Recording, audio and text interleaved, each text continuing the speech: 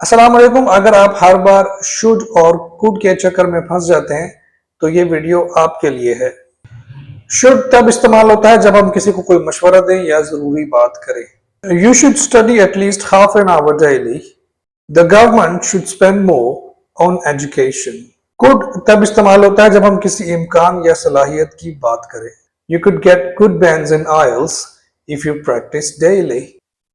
They could come to our party tomorrow. Should have तब आता है जब हम किसी काम पर पछतावा जाहिर करें, यानी ऐसा काम जो होना चाहिए था मगर नहीं हुआ। I should have gone to bed early. Parkview City should not have been built on the riverway. Could have तब इस्तेमाल होता है जब कोई काम हो सकता था मगर नहीं हुआ। I could have gotten that scholarship if I had applied. Pakistan could have won the match if they had a better team. Should मशवरा या ज़रूरत हाल या मुस्तकबिल में। कुड इम्कान या सलाहियत हाल या मुस्तकबिल में। शुड हैव पछतावा माजी में।